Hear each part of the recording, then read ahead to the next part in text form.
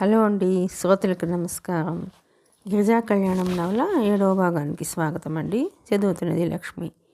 School టీచర్గా ఆ post 3 నెలలకి అవటంతో అది ఉండగానే ఇంకో ఉద్యోగం సంపాదించుకోవడానికి గిరిజ ప్రయత్నాలు చేస్తోంది. మధుమూర్తి కూడా ఎక్కడ ఏ అడ్వర్టైజ్మెంట్ చూసినా గిరిజకి చెప్పి అప్లై చేస్తున్నాడు.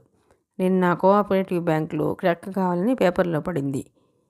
గిరిజ అప్లికేషన్ టైప్ చేసింది. తాను స్కూల్కి వెళ్ళాలి, సెలవు దొరకదు. అదీ కాకుండా ఆ బ్యాంక్ ఎక్కడో దూరంగా ఉంది. మధు తనే స్వయంగా తీసుకెళ్ళి ఇస్తానని నిన్న వచ్చినప్పుడు చెప్పాడు. గిరిజ అప్లికేషన్ టైప్ చేసి స్కూల్కి వెళ్లే ముందు దోవలోనే ఉన్న మధుమూర్తి ఇంటి ముందు రిక్షా ఆపి లోపలికి వచ్చింది. మధు వాకిట్లోనే నిలబడి పిలిచింది. మధు లోపల భోజనం చేస్తున్నాడు. గిరిజ పిలుపు వినగానే అంటూ లేచి వచ్చేశాడు. గిరిజ బ్యాగ్లో నుంచి టైప్ చేసిన కాగితం తీసి అతనికి ఇచ్చింది. కాస్త నువ్వు ఇచ్చేస్తావుగా అంది. ఈ అప్లికేషన్ ఇక ఆ బ్యాంక్ వాళ్ళకి అందినట్టే అనుకుని నువ్వు నిశ్చింతగా ఉండు అన్నాడు అతను నవ్వుతూ. గిరిజ బ్యాగ్లో నుంచి 10 రూపాయల కాగితం తీసి అతనికి ఇచ్చింది. ఇదేమిటి అన్నాడు అతను. Auto charge. ఇదేమిటి ఈ కొత్త పద్ధతి ఎప్పటి నుంచి? నేను బస్సులో వెళ్ళి ఇస్తాను. గిరిజ చెయ్యి నెట్టేస్తూ అన్నాడు. బస్సులు దొరుకుతాయో లేదో, లేకపోతే సైకిల్ మీద వెళతాను, అదంతా నీకెందుకట అన్నాడు. అది కాదు మధు, నువ్వు సాయం చెయ్యి, కానీ డబ్బు మాత్రం. గిరిజ అంటుండగానే ఇంతలో వరమ్మ వంట ఇంట్లోంచి రైనా వచ్చేసింది. డబ్బు తీసుకోడే, వాడెందుకు తీసుకుంటాడు? వాడికి నువ్వు రెండో సంసారం అయిపోయావు. ఏమ్మా మహాతల్లి, చేసుకున్న పెళ్ళి పెటాకులు చేసుకుని వీధిని పడ్డావు. సిగ్గు లజ్జ లేకుండా తగుదినమ్మా అంటూ ఈ ఊరిలోనే ఉద్యోగం వెలగబెడుతున్నావు. నీ అంత బెగతెగించిన ఆడదాన్ని నేను ఎక్కడా చూడలేదు. అమ్మ మధుమూర్తి తెరచాడు. కానీ ఆవిడ ఆర్పోలు నిరాశ మాత్రం కూడా లక్ష్య పెట్టలేదు. ఏదో పెళ్లి చేసుకున్నావుగా, ఒక ఇంటిదాన్ని అయినావు కదా, పీడ వదిలింది అనుకున్నా. మా వాడికి ఇక నిశ్చింతగా పెళ్లి చేయవచ్చని అనుకున్నా. మళ్ళీ నీ కథ మొదలైంది. వాడు వచ్చిన ప్రతి సంబంధాన్ని వద్దంటున్నాడు. అమ్మ నువ్వేం మాట్లాడుతున్నావో నీకు తెలుసా? మధుమూర్తి తల్లిని వంట ఇంటి వైపు తోశాడు. ఎందుకు తెలియదురా? బాగా తెలుసు. ఈ పాపిష్టి దాని మూలంగానే నువ్వు ఆ వరంగల్ సంబంధం వద్దంది. అది నాకు తెలియదనుకుంటున్నావా? పెళ్ళికి ఒప్పుకుంటానన్న పెద్ద మనిషివి మళ్ళీ ఎందుకు మనసు మార్చుకున్నావు? నువ్వు ఇంకా మాట్లాడకమ్మా. ఇంకొక మాట మాట్లాడావంటే ఈ ఇంట్లోంచి వెళ్ళిపోతాను. గిరిజ నువ్వు ఇక వెళ్ళిపో అన్నాడు మధు. గిరిజ ముఖంలో అవమానం, అభిమానం, రోషం కుతకుతలాడిపోతున్నాయి. వెళ్ళి వస్తాను మధు, ఎంతో సహనంతో ఆ అవమానం దిగమింగుతూ అంది. నువ్వు మళ్ళీ ఏమీ రానక్కర్లేదు తల్లి. నా కొంప నిలువునా తీయకు. నీకు ఆ మొగుడు నచ్చకపోతే వెళ్ళి దేశం మీద పడు, అంతేకాని నా కొడుకు జోలికి మాత్రం రాకు. సిగ్గున్న దానివైతే నా గుమ్మంలో మళ్ళీ కాళ్ళు పెట్టవు. వరమ్మ కేకలు పెట్టి అరుస్తుంటే ఇరుగు పొరుగు సోద్యంగా తొంగి చూడసాగారు. మధుమూర్తి గబగబా షర్టు వేసుకుని చెప్పులు వేసుకుని బయటకు వచ్చాడు. గిరిజ రిక్షా ఎక్కబోతోంది. గిరిజ అమ్మకేం తెలియదు, ఏమిటో వాగేసింది. వాళ్ళకి నీ స్థితి చెప్పినా అర్థం కాదు. అదంతా నువ్వు మనసులో పెట్టుకోవద్దు. గిరిజ కళ్ళ నీళ్ళని బలవంతంగా బిగపట్టుకుంది. మీ అమ్మ మీద నాకేం కోపం లేదు మధు, తప్పంతా నాదే. నేను ఇదివరకు గిరిజలే అనుకుంటున్నాను. ఇదివరకు గిరిజను కాదుగా, భర్త వదిలేసిన ఆడదాన్ని అయ్యే. నేను సాయంత్రం కలుస్తాను గిరిజ. గిరిజకి ఆ మాట ఉత్సాహంగా అనిపించలేదు. సమాధానం ఏమీ చెప్పలేదు. పోనీ అంది. రిక్షా కదిలింది. గిరిజ మనసులో విషం గుమ్మరించినంత చేదుగా ఉంది. మధుమూర్తి ఎంత మంచివాడు, తనకి ఎంతో అండగా నిలబడ్డాడు. అతని స్నేహంలో ఎలాంటి స్వార్థమూ లేదు. అతను తనకి తోడుగా ఉంటే లోకానికి ఎందుకంత బాధ? వెక్కిరింపుగా ఏదో ఒకటి అంటూనే ఉంది. హాస్టల్లో కూడా అంతే. అందరూ గుసగుసలు మొదలుపెట్టారు. కానీ అతను అది లక్ష్య పెట్టడం లేదు. అనుకోని గిరిజ, మన మనసుల్లో కల్మషం లేనప్పుడు మనకెందుకు భయం అంటాడు. కాదు, తనకి అతను సాయం చేస్తున్నాడు, అందువల్ల అతనికి నష్టం కలగకూడదు. అలా జరగకుండా చూడాల్సిన బాధ్యత తనదే అనుకోసాగింది. సాయంత్రం అయింది. మధుమూర్తి బ్యాంక్ నుంచి బయటకు వచ్చి ఇంటికి వెళ్ళడానికి సైకిల్ తాళం తీస్తున్నాడు. ఇంతలో అక్కడికి కాస్త దూరంలో కారు వచ్చి ఆగింది. దాన్ని ఆనుకుని వేలితో తాళం చెవులు తిప్పుతూ చందు నిలబడి కనిపించాడు. మధు చందుని చూడనట్టు ఊరుకున్నాడు. సైకిల్ నడిపిస్తూ అతని పక్క నుంచి వెళుతుంటే చందుయే మాట్లాడాడు. మీతో ఒక్క 10 నిమిషాలు మాట్లాడాలి. మధు ఆగాడు. చెప్పండి అన్నాడు. క్షణంసేపు ఇద్దరు ఒకరినొకరు దీక్షగా చూపులతోనే కొలుచుకున్నారు. చందు చూపులు స్నేహపత్రంగా ఏమీ లేవు. కానీ అది గమనించిన మధుమూర్తి ముఖంలో భయం లేసమాత్రం కూడా కలగలేదు. ఇక్కడ కాదు, ఇది బజారు, నలుగురు నడుస్తుంటారు. మధు అతని వైపే చూస్తున్నాడు. ఐస్ క్రీమ్ పార్లర్లో కాసేపు కూర్చుందామా? చూపిస్తూ అడిగాడు చందు. నాకేం అభ్యంతరం లేదు. చందు కారు లాక్ చేశాడు. మధు సైకిల్ పక్కకు పెట్టి తాళం వేశాడు. ఇద్దరు నడుచుకుంటూ ఐస్ క్రీమ్ పార్లర్లోకి వెళ్ళారు. చందు జనం లేకుండా దూరంగా ఉన్న మూల టేబుల్ ఎన్నిక చేశాడు. ఇద్దరు కూర్చున్నారు. ఏం తింటారు? విలాసంగా చూస్తూ అడిగాడు చందు. ఏదైనా పర్వాలేదు. ఐస్ క్రీమ్ వచ్చింది. ఇద్దరు తినటానికి ఉపక్రమించారు. గిరిజ ఎవరో మీకు తెలుసా? హఠాత్తుగా అడిగాడు చందు.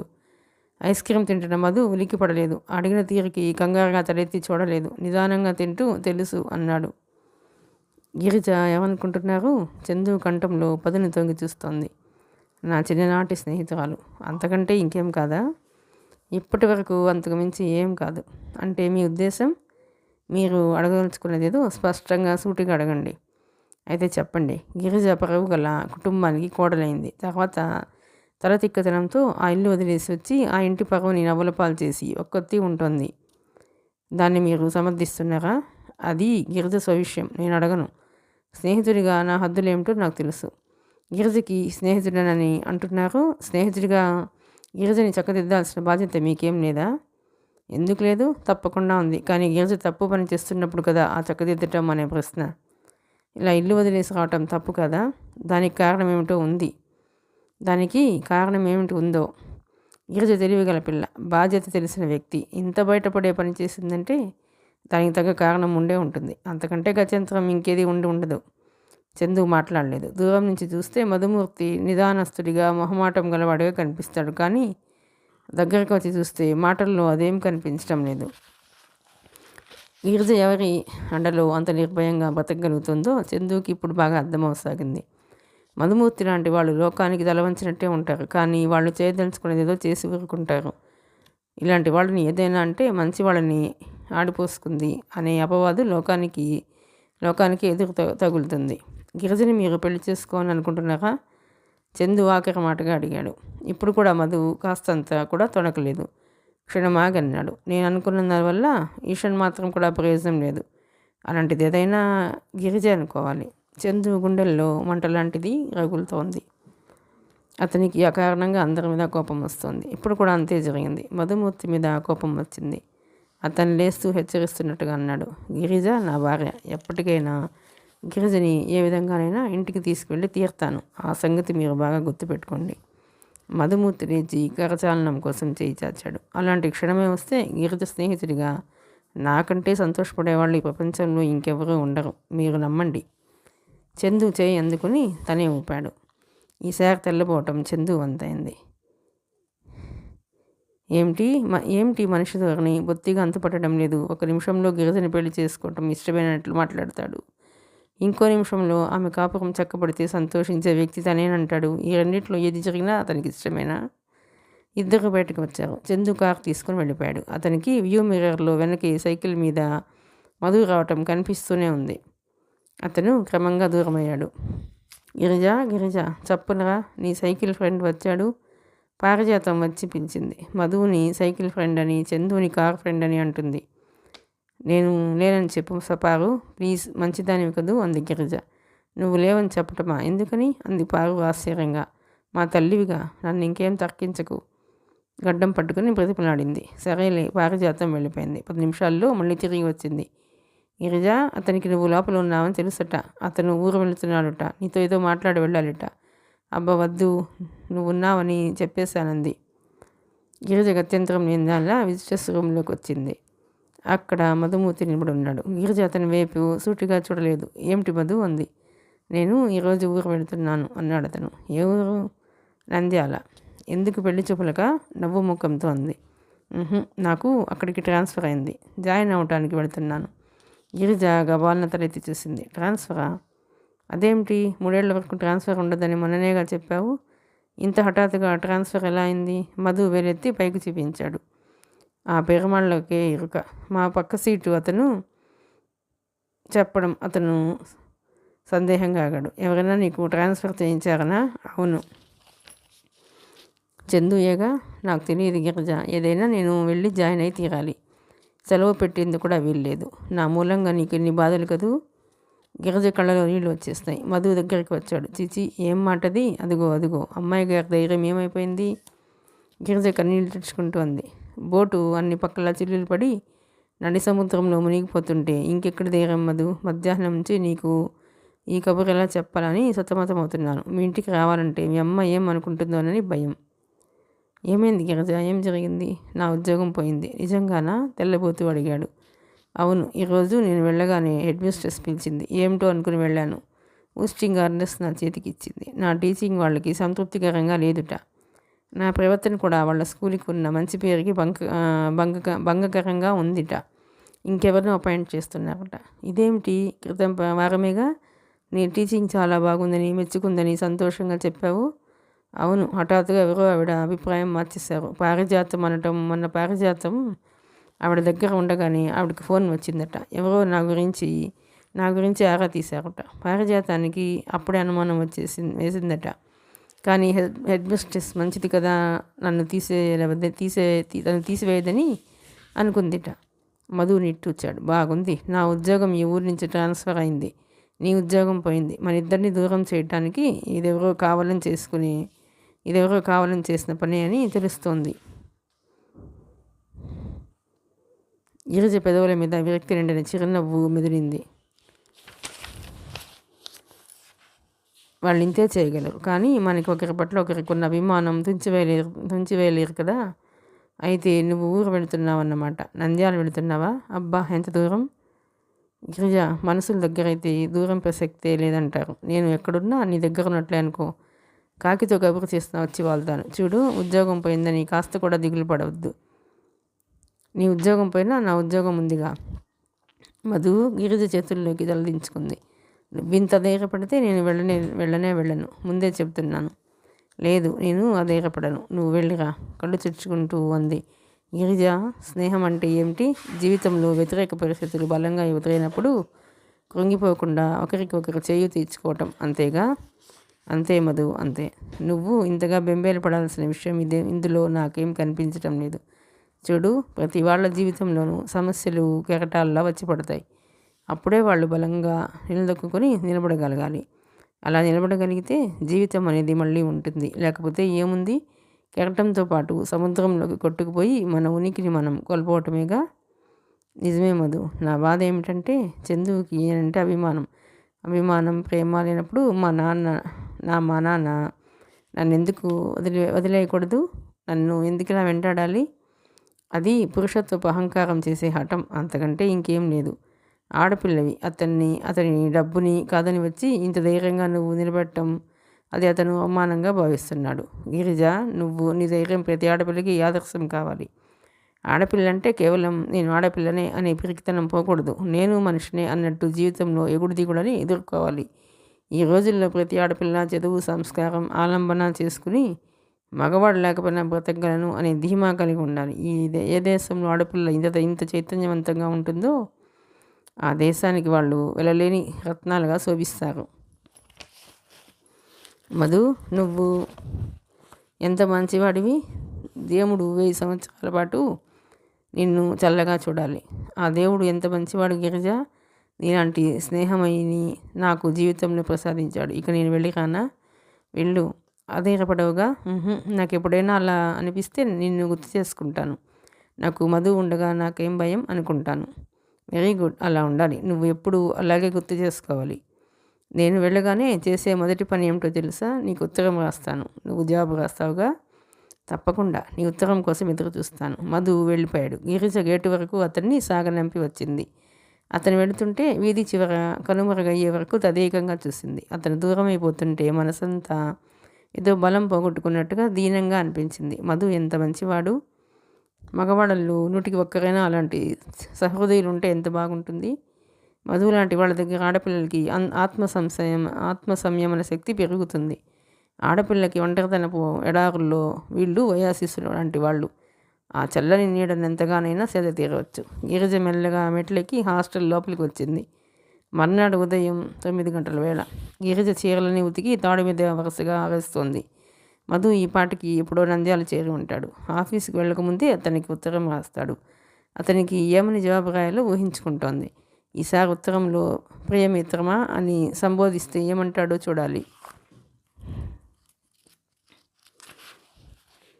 గిరిజ, ఎక్కడ నువ్వు? పారిజాతం హాస్టల్ వరండాలో నుంచి కేకలు పెట్టింది. గిరిజ తిరిగి చూసింది. చేతిలో పేపర్ ఉంది. గిరిజ చప్పున చీరల వెనక్కి దాక్కుంది. పలకలేదు. పారిజాతం ఈరోజు స్కూల్కి వెళ్ళలేదు. ఇక ఏ థియేటర్లో ఏ మార్నింగ్ షో ఉందా అని చూస్తోంది కాబోలు. సినిమాకి రాను మొర్రో అన్నా వినదు. సినిమా అంటే ఇష్టం లేని వాళ్ళు పిచ్చివాళ్ళు అంటుంది. పోనీలే అని వెంట సినిమాకి వెళ్ళామా అదొక పెద్ద శిక్ష. వేరుశనక్కాయలు బఠానీలు చిన్నపిల్లల తిను అంటుంది. చిన్నపిల్లల తను తింటుంది. ఎదుటి వాళ్ళని తినమని వేధిస్తుంది. వద్దన్నా వినదు. ఇక సినిమా మొదలైతే చాలు ఆ అభిమాన హీరో వచ్చినప్పుడల్లా పక్కన కూర్చున్న వాళ్ళు చేతులు నిలిపేస్తుంది. జబ్బల మీద గీరేస్తుంది. అదో భయంకరమైన అనుభవం. చూసిన సినిమాని అంతటితో వదలదు. మళ్ళీ సినిమా చూసే వరకు దాని గురించే వర్ణిస్తూ మాట్లాడుతుంది. అందుకే పారిజాతం తన డబ్బులు పెట్టి తీసుకువెడతానన్నా ఎవరు వెళ్ళటానికి ఇష్టపడరు. పారిజాతానికి ఇప్పుడు సినిమాకి రానని ఎలా చెప్పాలా, ఏ వంక పెట్టాలా అని గిరిజ దారేసిన చీరల చాటున నిలబడి ఆలోచిస్తోంది. పారిజాతం చీరల కింద నుంచి గిరిజ కాళ్ళని చూడనే చూసింది. గిరిజ నిన్నే ఇక్కడున్నావా అంటూ పరిగెత్తుకొచ్చింది. ఇదిగో చూసావా అంది పేపర్ చూపిస్తూ. అబ్బా పారు, నాకు తలనొప్పి చంపేస్తుందనుకో. గిరిజ ముందే సంజాయిషి మొదలెట్టింది. కానీ పారిజాతం అదేమీ వినిపించుకోలేదు. పేపర్ పట్టుకుని చూస్తూ, రాత్రి నీ cycle friend Hyderabad Nandyal express బస్లో కదూ ఊరు వెళ్ళాడని చెప్పావు అంది. అవును, ఏం అంది గిరిజ. పారిజాతం కళ్ళజోడు సవరించుకుని పేపర్ చదివి వినిపించింది. రాత్రి హైదరాబాద్ నుంచి నంద్యాల వెళ్లే బస్సు సిటీ పొలిమేరలు దాటకుండానే ఎదురుగా వస్తున్న లారీ ఢీకొనటంతో అక్కడికక్కడ 8 మంది మృతి చెందారు. చనిపోయిన వారిలో బస్సు డ్రైవర్ కూడా ఉన్నాడు. తీవ్రంగా గాయపడిన మరో 10 మందిలో 4 పరిస్థితి ప్రమాదకరంగా ఉంది. మరణించిన వారి పేర్లు అప్పటికే గిరిజ పేపర్ లాక్కుని ఆ వార్త అంతా మళ్ళీ చదివింది. మరణించిన వారి పేర్లలో ఆఖరున మధుమూర్తి పేరు కూడా ఉంది. గిరిజ కళ్ళు గిర్రున తిరిగాయి. మనసులో శిలాపర్వతంలో ఉన్న ధైర్యానికి భూకంపం వచ్చినట్లుగా అయ్యి ఫెళఫెళ విరిగి పడుతోంది. మధు యాక్సిడెంట్ అతని పేరు చనిపోయిన వారి పేర్లలో ఉంది. గిరిజ ముఖ కవళికలు చూసిన పారిజాతం గబాలను పట్టుకుంది. సునీత, మాలతి, కృష్ణవేణి చప్పున కండర్రా అంటూ కేకలు పెట్టింది. వాళ్ళు వచ్చేసరికే గిరిజ హిస్టీరియా వచ్చిందల్లా ఏడుస్తోంది.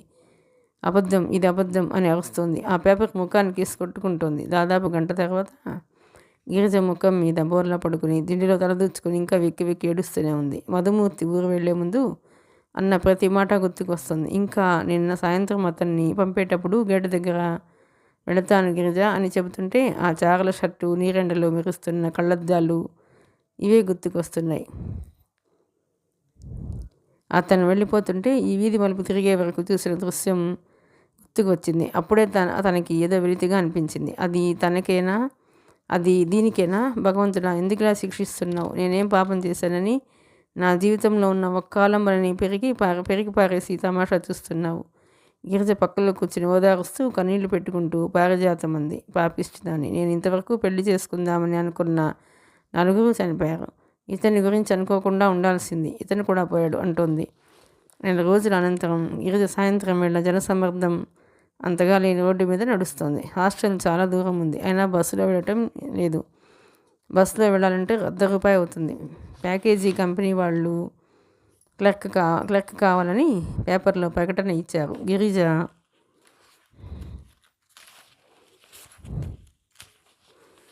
గిరిజ ఆఫీస్ వెతుక్కుంటూ వచ్చింది. ఆ మధ్యాహ్నమే ఎవరినో అపాయింట్ చేసుకున్నారట.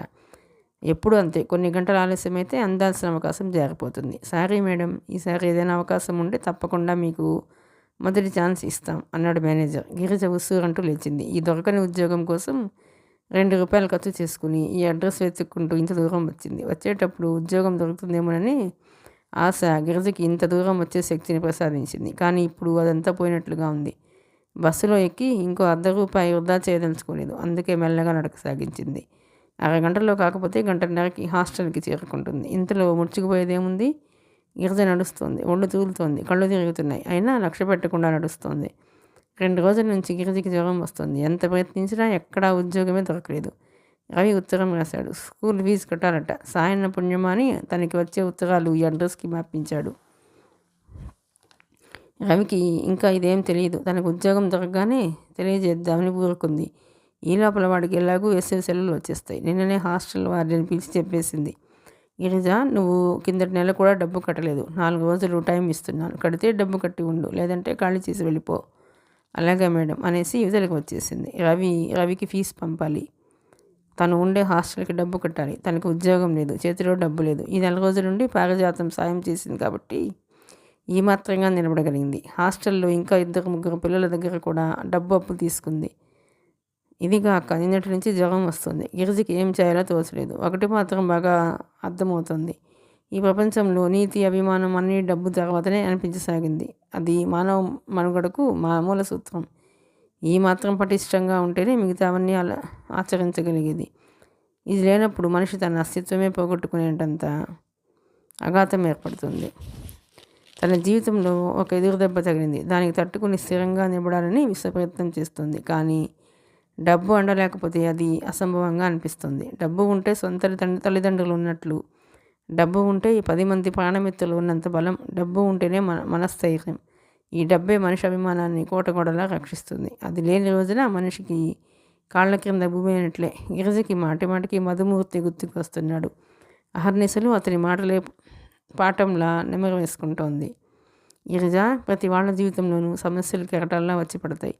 అప్పుడే వాళ్ళు బలంగా నిలదొక్కుని నిలబడగలగాలి. గిరిజ మధుమూర్తి తనకి తోడు ఉన్నట్లుగానే భావించుకుంటోంది. మధు, నేను ధైర్యంగానే ఉంటాను. ఎప్పుడైనా అధైర్యం అనిపిస్తే మధు నాకున్నాడని గుర్తు చేసుకుంటాను. అలా ఎంత గుర్తు చేసుకున్నా గిరిజకి తగినంత మనోబలం రానే రావటం లేదు. గిరిజకి బాధ అనిపిస్తుంది. ఈ జీవితంలో మనుషులను ఎదుర్కోవాలంటే మనిషి స్వభావం మొదటగా ఉండాలి. మనసు సున్నితంగా ఉండకూడదు. ఏదీ పట్టని మొండితనం కావాలి. ప్రతి దానికి బాధపడే మనస్తత్వం పనికిరాదు. అలా ఉండగలిగిన వాళ్ళే ధన్యులు. జీవితం ఇలా వాళ్ళని సైతాన్లా వేధించదు. తల వంచుకుని పరధ్యానంగా నడుస్తున్న గిరిజ వెనుక నుంచి కారు హారన్ బొయ్యమని వినిపించడంతో పక్కకు తొలగి దారి ఇచ్చింది. బ్రేక్తో కీచుమంటూ ఆగిన కారు వేగం తగ్గింది. కానీ అది ముందుకు వెళ్ళలేదు. గిరిజ పక్కనే తను రాసాగింది. వెళుతుండగానే ఉన్నట్టుండి గిరిజ వైపు ఉన్న డోర్ తెరుచుకుంది. గిరిజ తల తిప్పి చూసింది. కారులో స్టీరింగ్ దగ్గర చందు ఉన్నాడు. గిరిజ, రా, కారు ఎక్కువ అన్నాడు. గిరిజ మాట్లాడలేదు. తల తిప్పుకుంది. నడక వేగం హెచ్చించింది. భగవంతుడా, ఇతను మళ్ళీ ఎదురయ్యాడా? ఇతనితో పోట్లాడే ఓపిక కూడా లేదు ఇప్పుడు. తల తిప్పుకుని తన దారిన వెళ్ళిపోతున్నట్లుగా వడివడిగా అడుగులు వేస్తుంది గిరిజ. కానీ కాళ్ళు శక్తి చాలక గజగజలాడుతున్నాయి. కళ్ళ ముందు నల్లటి చీకటి వలయాలు వస్తున్నాయి. అయినా సరే గుడ్డివాళ్ళు శూన్యంలోకి చూస్తూ వెళుతున్నట్లుగా గిరిజ వెళుతూనే ఉంది. కారు ఆగింది. అందులో నుంచి చందు దిగి వచ్చాడు. అతను కోపంగా అంటున్నాడు, ఇన్నాళ్ళు మర్యాదగా ఊరుకున్నాను. నీ అంతటి నువ్వే తల తిరిగి ఇంటికి వస్తావేమోనని ఎదురు చూశాను. కానీ నీ తాళతెక్కతనానికి అంతులేనట్టుంది. మర్యాదగా చెబుతున్నాను, రా, ఇంటికి వెళదాం. గిరిజ మాట్లాడలేదు. నడక ఆపలేదు. అతనికి సమాధానం ఏం చెప్పాలో తోచడం లేదు. చందు హఠాత్తుగా గిరిజ జబ్బ మీద చేతితో పట్టుకున్నాడు. గట్టిగా పట్టుకుని వెనక్కి తిప్పి కారు దగ్గరికి లాక్కొచ్చాడు. గిరిజ అతని చేయి విడిపించుకోవాలని చూసింది. అతని ఛాతీ మీద చేయి వేసి కుడి చేతితో తోసేయటానికి ప్రయత్నించింది. కానీ సాధ్యం కాలేదు. వదులు, నన్ను వదులు, నేను రాను. నాకు ఇల్లు అనేదే లేదు. నేను దిక్కులేని దాన్ని. గిరిజ అంటూనే ఉంది. చందు లాక్కు వచ్చి కారులో వేశాడు.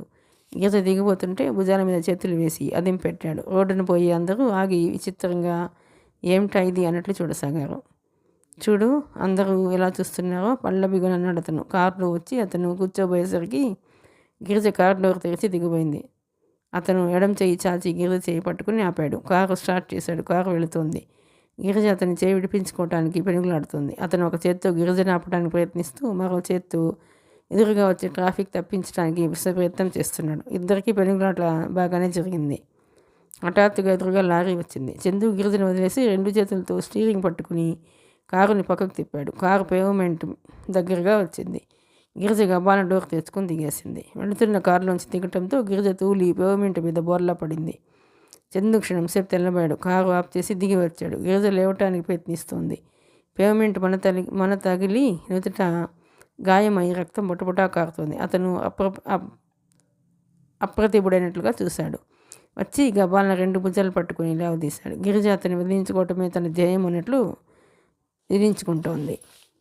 గిరిజ, రక్తం వస్తుంది, ఆగు. అతను ప్యాంటు జేబు నుంచి జేబు రుమాలు తీస్తూ అన్నాడు. వదులు నన్ను. గిరిజ అరచేస్తోంది. ఇంతలో అక్కడికి విజిల్ ఊదుతూ పోలీస్ పరిగెత్తుకుంటూ వచ్చాడు. అతను వచ్చేసరికి చందు గిరిజ భుజాలు పట్టుకుని ఉన్నాడు. గిరిజ అతని చేతుల్లో గిలగిలాడుతూ వదులు వదులు అని అరుస్తూ ఏడుస్తోంది. మిస్టర్, ఏమిటది? పోలీస్ కళ్ళెర చేస్తూ అడిగాడు. ఈ అమ్మాయి నా భార్య అన్నాడు చందు. అబద్ధం, ఇతనికి నేనేమీ కాను. గిరిజ కోపంగా అరిచింది. పోలీస్ చందుని ఆడపిల్లని ఎత్తుకుపోయి మనిషిలా అనుమానంగా చూశాడు. నువ్వు ఆ అమ్మాయి నీ భార్య అంటున్నావు, ఆ అమ్మాయి కాదు అంటుంది. మీరిద్దరూ స్టేషన్కి వచ్చి మీ సంబంధం ఏమిటో రుజువు చేసుకోండి. పదండి అన్నాడు. అప్పటికే అక్కడ చుట్టుపక్కల పోయే జనం అంతా వచ్చి పోగయ్యారు. అవును, పట్టపగలే ఎంత ధైర్యం! ఆ అమ్మాయిని ఎత్తుకుపోవడానికి అతను ప్రయత్నిస్తున్నాడు అంటూ వాళ్ళ ముక్కు మీద వేలేసుకున్నారు. చూడటానికి దొరబాబులో ఎలా ఉన్నాడో వాళ్ళు వాళ్ళంతా అలాగే ఉంటారు. చందు ముఖం ఎర్రగా కందిపోయింది. అతను కారులో కూర్చున్నాడు. గిరిజ కూడా కూర్చుంది. ఇద్దరు పోలీస్ స్టేషన్కి వెళ్ళారు. రాజగోపాలరావు గారింట్లో హాలులో గిరిజ సోఫాలో కూర్చుని ఉంది. తలకైన గాయాన్ని కట్టుకట్టిన ఆ గుడ్డ మీద నుంచి ఎర్రటి రక్తపు మరక కనిపిస్తుంది. చందు కిటికీ దగ్గర నిలబడి ఉన్నాడు. అక్కడ డాక్టర్ గారు ఉన్నారు. శేషారత్నం కూడా ఉన్నాడు. గంట క్రితం పోలీస్ స్టేషన్ నుంచి చందు శేషారత్నానికి ఫోన్ చేశాడు. క్లుప్తంగా తను గిరిజ అక్కడికి ఎలా వచ్చారో చెప్పాడు. శేషారత్నం అప్పటికప్పుడు బయలుదేరి పోలీస్ స్టేషన్కి వచ్చాడు. చందు గిరిజ ఇద్దరూ భార్యాభర్తలేనని చెప్పి సాక్షి సంతకం పెట్టి విడిపించి తీసుకువచ్చాడు. శేషారత్నం గిరిజ హాస్టల్కి వెళ్తాను అని అంటుంటే, ఇప్పుడు జరిగింది చాలు కానీ ఇక నువ్వేమీ ఇక్కడ మాట్లాడకమ్మా అన్నాడు. గిరిజ మాట్లాడలేదు. ముగ్గురు కలిసి ఇంటికి వచ్చారు. శేషారత్నం డాక్టర్ గారికి ఫోన్ చేయగా ఆయన వచ్చి గిరిజ తలకైన గాయానికి బ్యాండేజ్ వేశారు. చందుని గిరిజని చడామడా చివాట్లు వేశారు. మీ ఇద్దరికి అసలు బుద్ధి ఉందా? ఈ ఇల్లు ఏమిటి? ఈ వంశం పరువు ప్రతిష్ట ఏమిటి?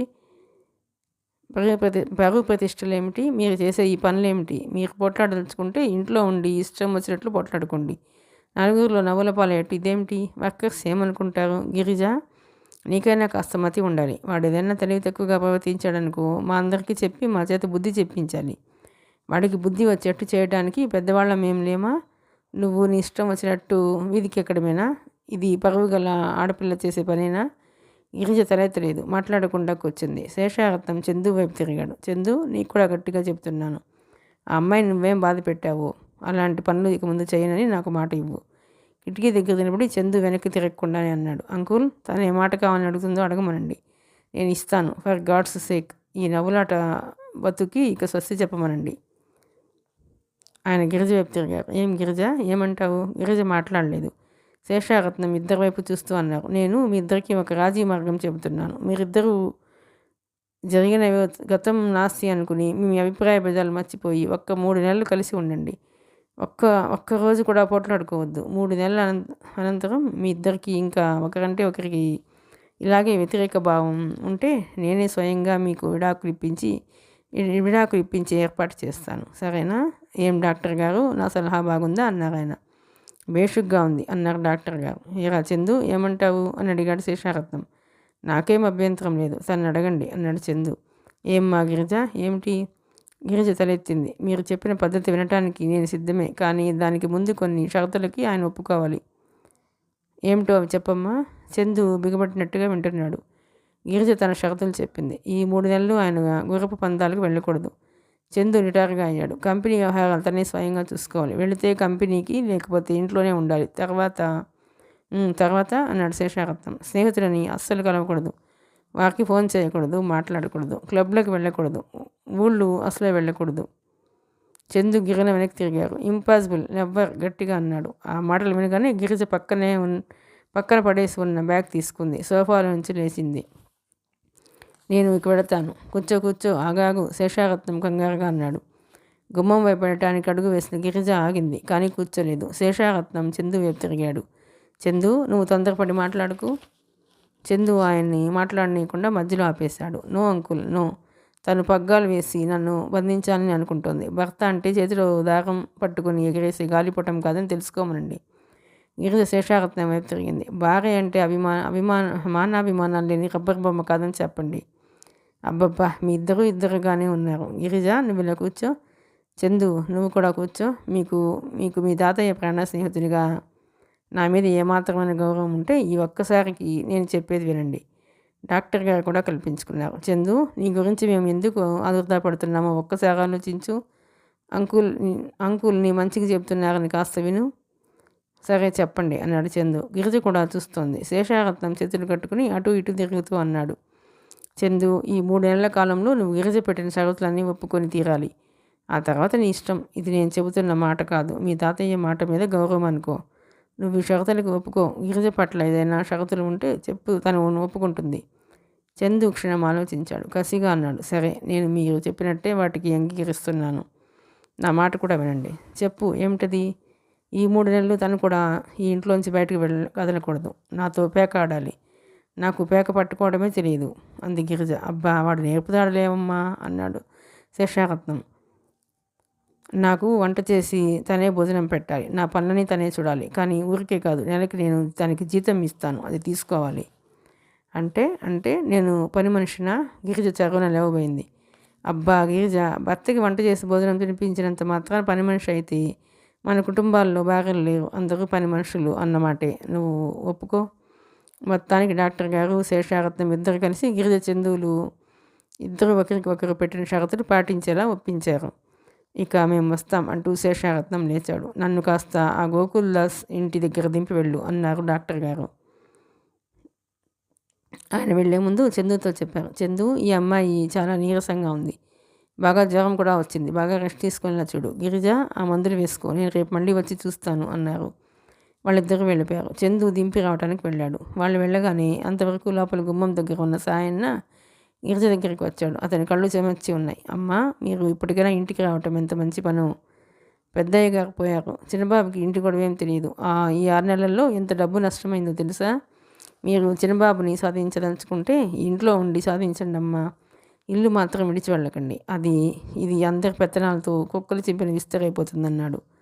సాయన్న, వంట ఇంట్లోకి పద, కూరలేమున్నాయో చూడు. వంట మనిషిని ఈ పూట నుంచి సెలవు తీసుకొని వెళ్ళిపోమని చెప్పు. ఈ పూట నుంచి నేను చూస్తాను. అమ్మా, అదేమిటి, వంట మీరు చేస్తారా?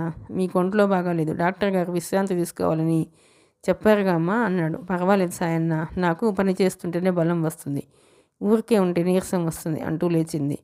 సాయన్న చెప్పిన మాట వినగానే వంట మనిషి చీరచీరలాడాడు. సరే, ఈవిడ అడుగు పెట్టిందో లేదో నాకు ఉద్వాసన చెబుతోంది, సరే అన్నాడు.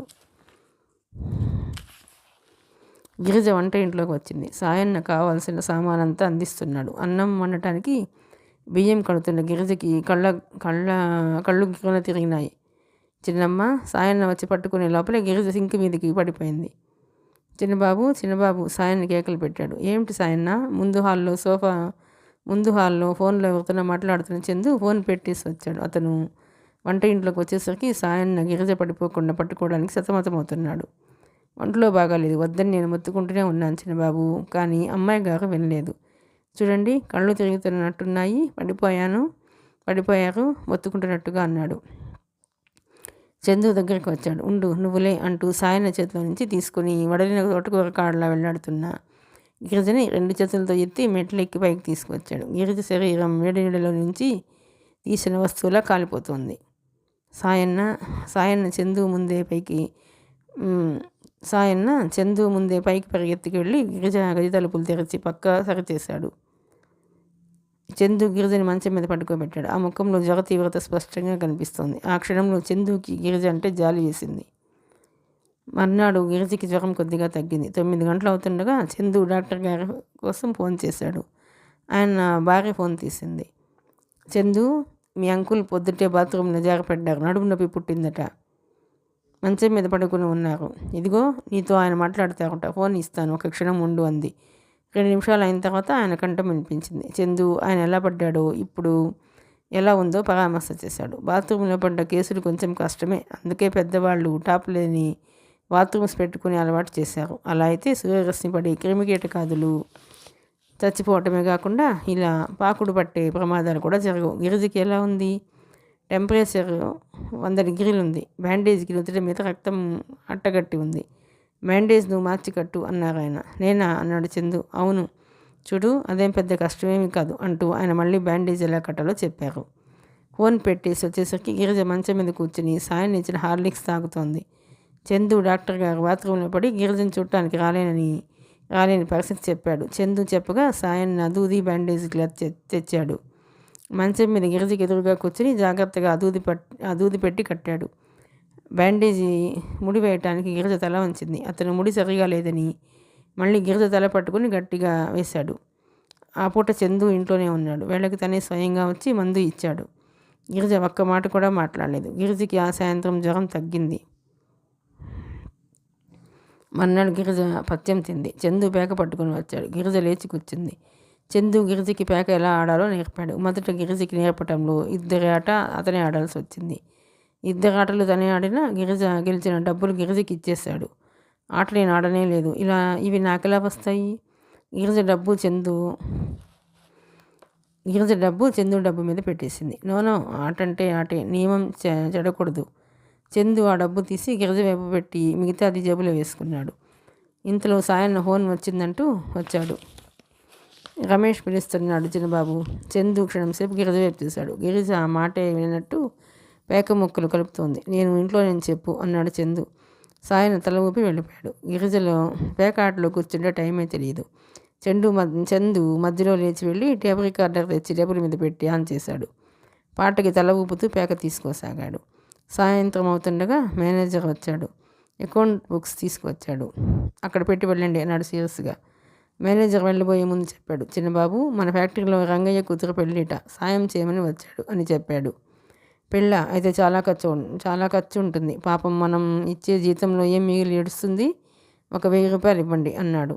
మేనేజర్ వెళ్ళిపోయాడు. గిరిజ అతను వేసిన పేక ముక్కలు కలుపుతూ అంది. డబ్బు మీరే స్వయంగా ఇస్తే పోయేది, అతన్ని ఎందుకు నిమ్మనటం? ఏం తప్పేముంది? తప్పేం లేదు. ఇలాంటి ఇచ్చిపుచ్చుకోవటాల్లో ఎప్పుడు యజమానికి నౌకరికి ప్రత్యక్ష సంబంధం ఉండాలని తాతయ్య చెబుతూ ఉండేవారు. ఎందుకంటే మీరు ఇప్పుడు 1000 రూపాయలు ఇవ్వమన్నారు.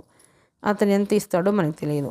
ఎంత ఇచ్చారు అని రంగయ్యని అడుగుతాను అనుకోండి, నా మీద నమ్మకం లేదా అంటూ మేనేజర్ గారికి కోపం వస్తుంది. అదంతా అనవసరంగా మనం కల్పించుకున్న రగడ అవుతుంది.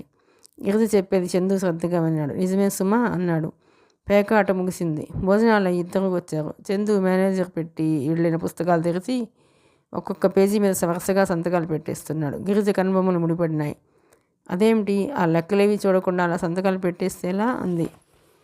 చూస్తే మాత్రం ఏం ప్రయోజనం? నాకు అవి ఏమిటో అర్థమైతేగా.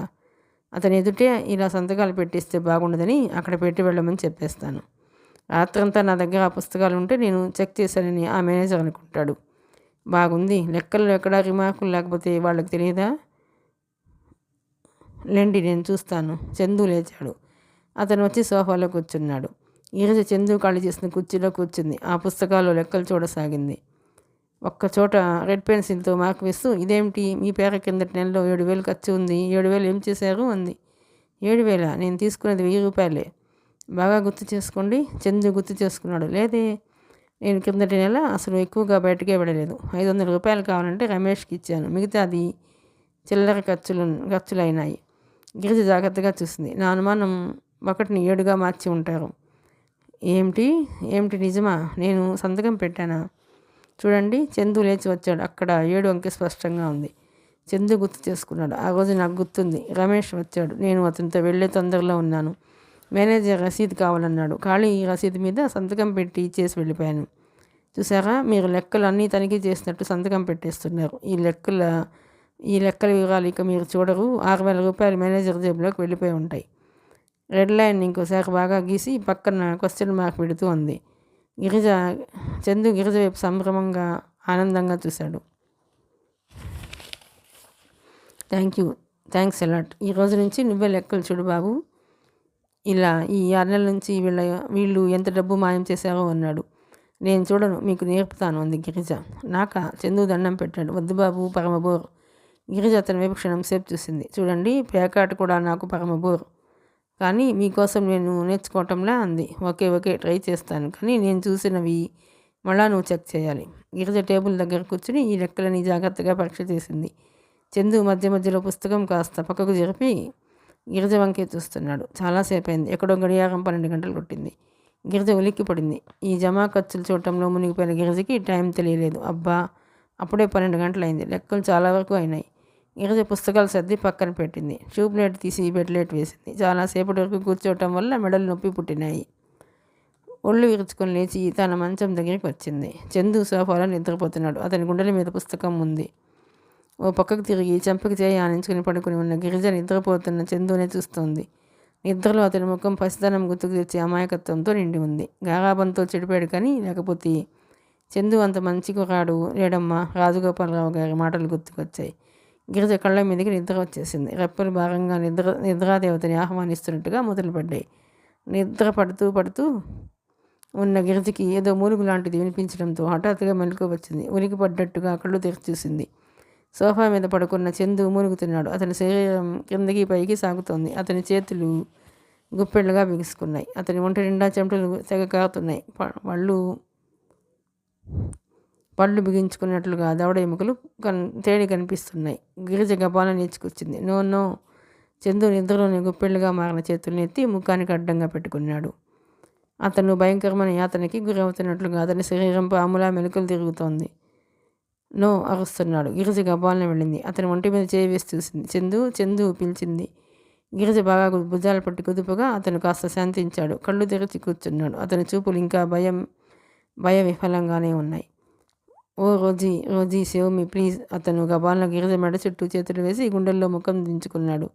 రోజీ, నేను ఎప్పుడు నిన్ను మర్చిపోను అస్పష్టంగా అంటున్నాడు. అతను లాగటంలో గిరిజ సోఫా మీద కూర్చుండిపోయింది. Rosie, I love you. అతను గిరిజ మెడని చంపలని ముద్దు పెట్టుకున్నాడు. గిరిజ నిటారుగా కూర్చుంది. అతని చేతుల్లో బందీ అయి అతని ప్రేమను అపారంగా పొందుతున్న శరీరం స్వర్గం నరకం రెండూ అనుభవిస్తోంది. కొద్దిసేపటికి అతను శాంతించాడు. గిరిజ అతని వెనక నుంచి పడుకోబెట్టింది. లేచి వెళ్ళి మంచినీళ్ళు తెచ్చింది. చందు ఈసారి పిలవగానే అతని కళ్ళు తెరిచాడు. మంచినీళ్ళు గ్లాస్ చూపించింది.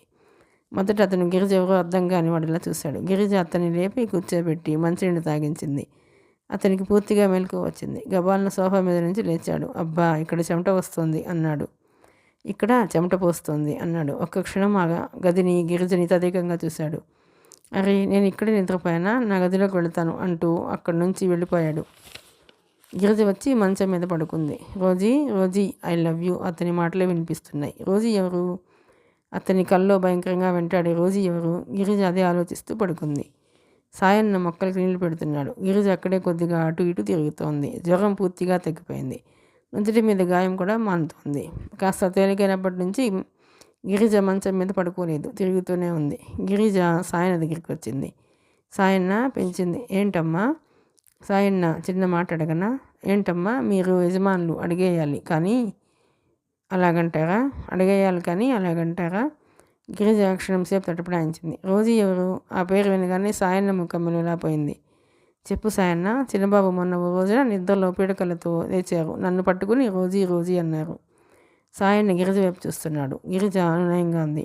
సాయన్న, నువ్వు పెద్దవాడివి. చిన్నబాబు అంటే విపరీతమైన ప్రేమ ఉంది. మా ఇద్దరి క్షేమం నువ్వు నిజంగా కోరినట్లయితే నా మనసులో భూతంలా పీడిస్తున్న ఈ అనుమానం తీర్చు. మీరు చిన్నబాబుని అడగకపోయారమ్మా? అడిగాను. మర్నాడు పొద్దున్న కాఫీ తాగుతుండగా రోజీ ఎవరో అని అడిగాను. కుక్కపిల్ల పేరు అని చెప్పారు.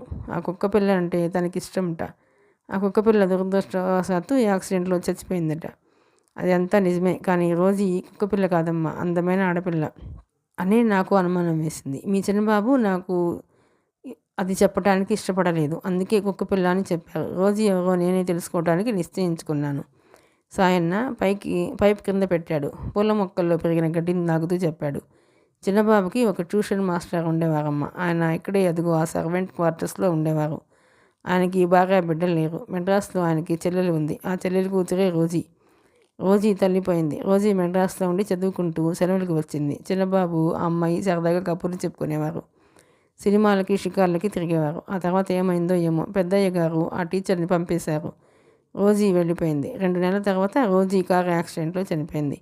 ఈ మాట వినగానే చిన్నబాబు ఎలాగో అయిపోయారు. తర్వాత మెల్లగా మర్చిపోయినట్లున్నారు. గిరిజ చాలా శ్రద్ధగా వింది. ఇప్పుడు ఆ మాస్టర్ గారు ఎక్కడున్నారు? తెలియదమ్మా. మేమంతా అనుకోవటం పెద్దయ్య గారు కోపగించుకుని ఇంట్లోంచి వెళ్ళగొట్టారేమోనని. ఆయన వెళ్ళిపోయిన తర్వాత కానీ ఆ సంగతి మాకు తెలియలేదు. చిన్నబాబు రోజుని పెళ్లి చేసుకోవాలనుకున్నారా? నాకు తెలియదు. సాయన్న పైపు తీసుకుంటూ అన్నాడు. ఇది మీరు పెద్ద బాధగా తెలుసుకోవాల్సిందేం కాదు. బాగా డబ్బున్న అబ్బాయిల జీవితాలు ఇలాంటివి అలవాటే. అందుకే పెద్దయ్య గారు చిన్నబాబుకి త్వరగా పెళ్లి చేసేయాలని అంత ఆగటపడ్డారు. ఇంతలో ఆవరణలోకి చందు వచ్చాడు. సాయన్న మాటలు మార్చేసి, అమ్మగారు, ఈ గులాబీ చెట్టు ఉందే, అయ్యగారు బెంగళూరు నుంచి తెప్పించారు. అది ఎలా వచ్చిందంటే ప్రారంభించాడు. చందు అక్కడికి వచ్చాడు. గిరిజ దూరంగా ఉన్న సర్వెంట్ క్వార్టర్ వైపు వేలుతో చూపిస్తూ, ఆ ఇల్లు నాకు చాలా బాగుంది అంది. చందు అటు తిరిగాడు. అది సర్వెంట్ క్వార్టర్స్గా ఇప్పుడు చేశారు. కానీ ఇదివరకు నాకు చదువు చెప్పే టీచర్ ఉండేవాడు అంటుండగానే అతని మాటలు పరధ్యాసగా అయినాయి. గిరిజ జాగ్రత్తగా అతని ముఖ కవళికలని గమనిస్తుంది. చందు ప్యాంటు జేబులో చేతులు పెట్టుకుని అటే చూస్తున్నాడు. అతని చూపులు శూన్యంలో చిక్కబడినాయి. అతను ఆ క్షణంలో తన పరిసరాలనే మర్చిపోయినట్లుగా నిలబడ్డాడు. అతని ముఖంలో విషాద చేయాలనుకోవటం గిరిజ చూస్తూనే ఉంది. 2 రోజుల తర్వాత గిరిజ అల్మైరా సర్దుతోంది. చందు ఉత్తరాలు, ఎప్పటివో గ్రీటింగ్ కార్డ్స్ కట్టులుగా పడి ఉన్నాయి. జనవరి 1న ప్రతి పండుగ, అతని పుట్టినరోజున ఆ విధంగా సంవత్సరంలో ఎంతోమంది పంపినవి ఉన్నాయి. గిరిజ వాటిలో చాలా బాగున్నవి చూసి మిగతావి చింపేసి అల్మైరా సర్దుతోంది. వాటిల్లో కొన్ని రసీదులు ఉన్నాయి. గిరిజ తీసుకు చూసింది. అవి మనీ ఆర్డర్ రసీదులు. వరంగల్లో జోసెఫ్ అనే ఆయనకి చందు ప్రతి నెల 200 రూపాయలు పంపుతున్నాడు. గిరిజ అన్నిటినీ వరుసగా పెట్టి చూసింది. ఒక్కటి కూడా పొర్లుపోకుండా ప్రతి నెలవి ఖచ్చితంగా ఉన్నాయి. గిరిజ కనుబొమ్మలు ముడిపడినాయి. ఆ అడ్రస్ నోట్ చేసుకుంది. అన్నీ కట్టకట్టి దాచింది. గిరిజ దిగి రాగానే గిరిజ సాయన్ని అడిగింది. సాయన్న, జోసెఫ్ ఎవరి పేరు? చిన్నబాబు టీచర్ పేరమ్మా. ఓహో. గిరిజ ఇంకేం మాట్లాడలేదు. ఎందుకమ్మా అడిగారు? ఏం లేదు. గిరిజ ఫస్ట్ రాగానే 200 రూపాయలు మనీ ఆర్డర్ చేయించి రసీదు చూపించింది. అది చూడగానే అతను భూమి తలకిందినట్టుగా చూశాడు. ఇది నీకెలా తెలుసు? గిరిజని రసీదుని మార్చి చూస్తూ అడిగాడు. మొన్న మీ అల్మైరా సర్దుతుంటే రసీదులు కనిపించాయి. ప్రతి నెలా పంపుతున్నట్టుగా ఉంది. ఈయనెవరో మీకు కావాల్సిన ఆయన అయి ఉంటాడని నేనే మనీ ఆర్డర్ చేయించాను. ఏం, నేనేమైనా తప్పు పని చేశానా అని అమాయకంగా చూస్తున్నట్టు అడిగింది. లేదు. చందు కంగారు పడ్డాడు. నువ్వు మంచి పని చేసావు. ప్రతి నెల ఇలాగే పంపాలి. ఈయన నా స్నేహితుడి తండ్రి. ఆ స్నేహితుడు చనిపోయాడు. ఈయనకి పక్షవాతం వచ్చింది. చూసేవాళ్ళు ఎవరూ లేరు. అందుకని నేను పంపిస్తున్నాను. అలాగా, మీరెంత మంచివారు. ఎంతమందికి స్నేహితులు ఉండరు. అందరూ ఇలా ఆదుకుంటారా? మీలాంటి ఆత్మీయుడిని పొందిన వాళ్ళు ఎంత అదృష్టవంతులో. అలాంటిదేం లేదు. ఇందులో చేస్తున్న మంచి పని ఏమీ లేదు. చందు అక్కడి నుంచి త్వరగా వెళ్ళిపోయాడు. మేనేజర్ ఖాతా పుస్తకాలు తీసుకుని గిరిజ దగ్గరికి వచ్చాడు. చూడండి, మీతో చిన్న మాట చెప్పాలని వచ్చాను. చెప్పండి. గుర్తున్న గిరిజ తలెత్తకుండానే అంది. మొన్న అకౌంట్స్లో చిన్నబాబు పేరిట 1000 రూపాయలకి బదులు 7,000 రూపాయలు అని పడింది. అది చాలా పొరపాటే. క్షమించగానే నేరమే. చిన్నబాబు నన్ను ఉద్యోగంలో నుంచి మానేసి వెళ్ళిపోమని చెప్పారు. గిరిజ వింటూకొచ్చింది. నేను ఇలా అర్ధాంతరంగా వెళ్ళిపోతే మీకే నష్టం. ఏ అకౌంట్స్ ఎలా మేనేజ్ చేశానో నేను చెప్పకపోతే మీకు తెలియదు. అసలు ఇలాంటి పొరపాటు జరిగిందంటే నాకే సిగ్గుగా ఉంది. నేనే మానేద్దామని అనుకున్నాను. కానీ రాజగోపాలరావు గారు గుర్తుకు వచ్చారు. దాదాపు 10 సంవత్సరాల నుంచి నేను ఆయన సొమ్ము తింటూ బ్రతుకుతున్నాను. నాకు పెళ్ళైనే చేశారు. పిల్లలకి అక్షరాభ్యాసం ఆయన చేతనే చేయించాను. ఈ పరిస్థితిలో చిన్నబాబును వదిలి వెళ్ళటం అనేది నాకు సబబుగా తోచలేదు. మీకు కూడా ఒక మాట చెప్పి వెళదామని వచ్చాను. మీరు కూడా నేను చేసిన తప్పేనంటే ఇవిగో పుస్తకాలు, ఇవిగో బీరువా తాళం చెవులు. గిరిజ వాటిని అందుకోలేదు. ఏమంటారు? నేను చిన్నబాబుతో మాట్లాడతాను. అది విన్న తర్వాత కూడా ఆయన మిమ్మల్ని తీసేయాలని అనుకుంటే ఇక ఆయన్ను ఆపటం ఆ దేవుడి తరం కూడా కాదు. మేనేజర్ క్షణం సేపు గిరిజ వైపు చూశాడు. ఈ అమ్మాయి చాలా తెలివిగలది. అదే ఇంకో అమ్మాయి అయితే నేను ఒప్పిస్తానండి. మీరు మీ ఉద్యోగం చేసుకోండి అనేది. గిరిజ తెలివిగలదు కాబట్టి బాధ్యత తన మీద లేనట్టు చెప్పింది అనుకున్నాడు. ఆయన ఫైల్స్ తీసుకుని వెళుతుంటే సాయన్ ఎదురయ్యాడు. అలాగే మేనేజర్ వైపు చూస్తున్నాడు. మేనేజర్ కోపంగా అన్నాడు. ఏమిటోయ్ అలా చూస్తావు? పో వెళ్ళి నీ పని చూసుకోరాదు. 25 ఏళ్ళ నుంచి నేను ఇంట్లో పని చేస్తున్నానండి. నాకు నా పని చూసుకోమని ఎవరూ చెప్పలేదు ఇంతవరకు. ఇదివరకు రోజులా ఇవి ఎంత మారినాయి. లెక్కలు ఏమిటో తెలియని వారంతా వచ్చి అకౌంట్స్ చూస్తుంటేను అని విసురుగా వెళ్ళిపోయాడు. ఆ సాయంత్రం ఇంటికి రాగానే చందు గిరిజని అడిగాడు. ఆ మేనేజర్ ఉండమని చెప్పావట ఏమిటి? చెప్పాను. ముందు మీరు బట్టలు మార్చుకుని కాఫీ తాగితే ఎందుకు ఇలా చెప్పానో చెబుతాను అంది. అతను కాఫీ తాగుతుండగా గిరిజ చెప్పింది. తాతయ్య ఏం చెప్పారంటే చాలా కాలంగా ఉన్న నౌకర్ని మనం తీసేస్తే డబ్బు ఇవ్వాలి. తీసేయదలుచుకుంటే అతనే మానేసేలా మనం చెయ్యాలి. ఇంకోటి ఏమిటంటే అతను ఉన్నప్పుడే అతని ద్వారానే మనం ఆ పని ఏమిటో తెలుసుకోవాలి. ఇప్పుడు మేనేజర్ గారిని అలా అర్ధాంతరంగా తీసేసామనుకోండి, నష్టం ఎవరికి? మీకే. నాకేం నష్టం? లోకం గొడ్డుపోయిందా? ఇంకో 100 ఎక్కువ ఇచ్చానంటే రేపు ఇప్పటికి ఇంకో మేనేజర్ వస్తాడు. వచ్చి ప్రయోజనం ఏమిటి? అతను కూడా ఇంతే చేస్తాడు. నౌకర్లను మనం ఎప్పుడూ డబ్బుతో మాత్రమే కాకుండా డబ్బుతో పాటు అభిమానంతో కూడా ఆకట్టుకోవాలి. తర్వాత తప్పులు చేయటం మానవ నిజం. ప్రతి తప్పు వెనుక కొన్ని కారణాలు ఉంటాయి. తప్పు పట్టుకోగానే ఆ కారణాలు మనం సరిగ్గా గ్రహించాలి. ఒకసారి వార్నింగ్ ఇవ్వాలి. కొంతమంది యజమాని గమనిస్తున్నాడంటే చెయ్యరు. చాలా చోట్ల యజమాని అశ్రద్ధే ఇలాంటి అవినీతికి పురిగొల్పుతుంది. ఇప్పుడు మేనేజర్ని తీసేస్తానని మీరు కోపంలో అనేశారు. రేపు ఇన్కమ్ ట్యాక్స్ రిటర్న్స్ ఫైల్ చేయాలి. ఎవరు చేస్తారు? ఇంత హఠాత్తుగా ఇంకొకరిని మనం పెట్టుకున్నా అతనికి ఆ లెక్కలు అర్థం కావాలి కదా. తాతయ్య అంటారు, వ్యాపారం చేసేవాళ్ళకి నోటి నిగ్రహం బాగా ఉండాలట. ఎవరైనా వచ్చి మన ముఖం మీద తిట్టినా ఎందుకు తిట్టారా అని మొదట ఆలోచించి తర్వాత దాన్ని ఎలా ఎదుర్కోవాలో చూడాలట. మేనేజర్కి వార్నింగ్ ఇచ్చి ఇక నుంచి జాగ్రత్తగా ఉండమని చెప్పండి. మీరు అతన్ని అట్టుపెట్టుకోవడం అతనికి ఫేవర్ చేసినట్టే అనిపించాలి, కానీ అతని కోసం భయపడినట్టు ఉండకూడదు, తెలిసిందా? చందు చాలా ముగ్ధులైనట్టు చూశాడు. గిరిజ, తాతయ్య దగ్గర నేను 25 సంవత్సరాల నుంచి ఉన్నాను. నువ్వు పట్టుమని 10 నెలలు కూడా లేవు. నీకు ఇవన్నీ ఎలా తెలిసాయి? ఆశ్చర్యంగా అడిగాడు. నాకు తెలుసుకోవాలని ఆసక్తి ఉంది, మీకు లేదు, అంతే తేడా. నాకు అనిపిస్తోంది ప్రతి వ్యక్తికి భార్య ఇంత తెలివిగలదైతే అన్ని విషయాలు చూసుకోవటం ఎంతో తేలిక కదూ. నువ్వు ఉన్నావనే ధైర్యం నాకుంది. ఇప్పుడు ఆఫీస్ పని భయం వేయటం లేదు, చాలా తేలిగ్గా అనిపిస్తోంది. గిరిజ ముఖం తిప్పుకుంది. చందు నోటి నుంచి విన్న మొదటి ప్రశంస అది. పారిజాతం, గిరిజ వరంగల్లో ఒక సందులో ఒక అడ్రస్ కోసం వెతుకుతున్నారు. గిరిజ ఎదురింట్లోంచి వస్తున్న ఒక బట్టతలాయనని ఆపి అడిగింది, చూడండి, జోసెఫ్ గారి ఇల్లు తెలుసా? బట్టతలాయన ఆగాడు. ఆయనకి చెవుల్లా ఉంది. ఏమిటి అని అడిగాడు. చచ్చాం అంది పారిజాతం. గిరిజ చేతిలో కాగితం ఆయనకి ఇచ్చింది. ఆయన అది చూశాడు. ఓహో, టీచర్ గారిల్లా? అదిగో ఆ సున్నం వేసి ఉంది ఆ పెంకుటిల్లు. అందులో ఎడం పక్క పోర్షన్ వెళ్ళండి.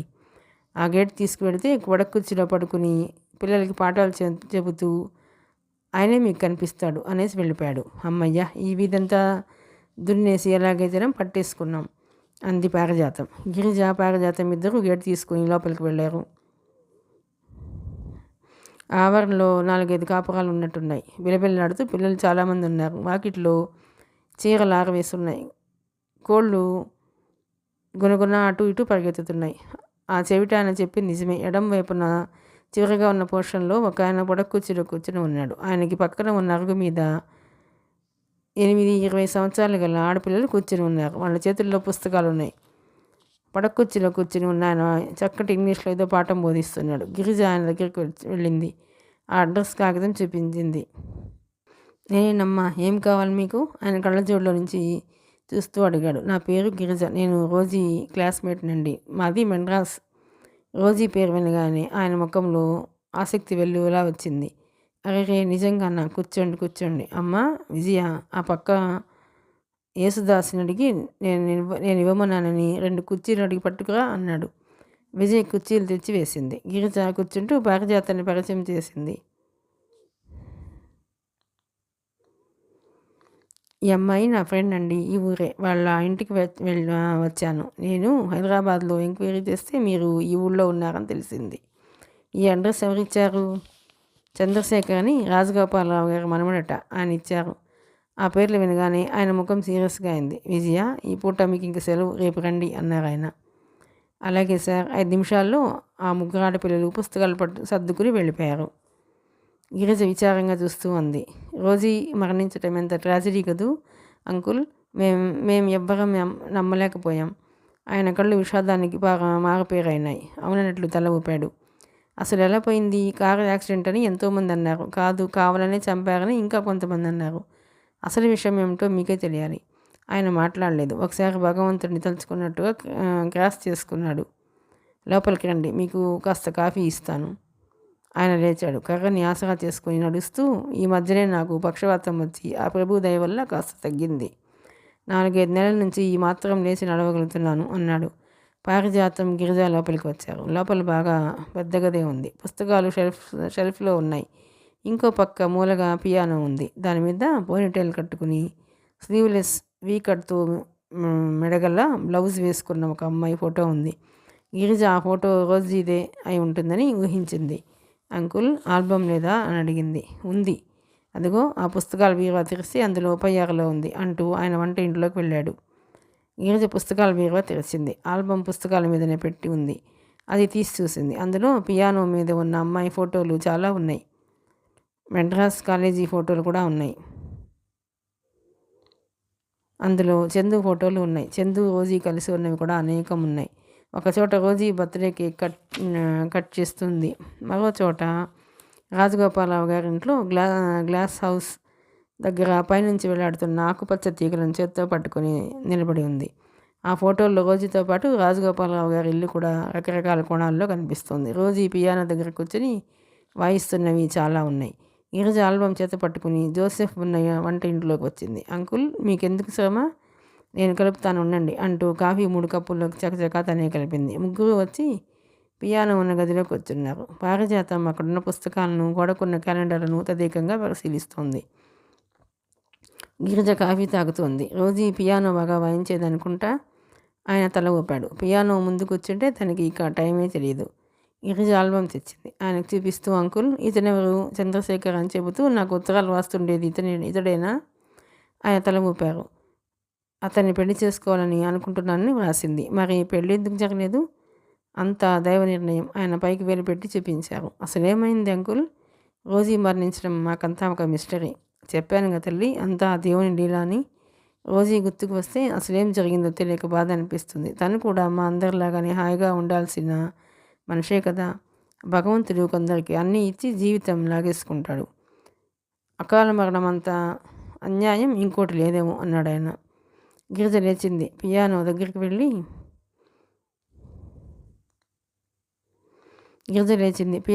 వెళ్ళి రోజీ ఫోటో తదేకంగా చూడసాగింది.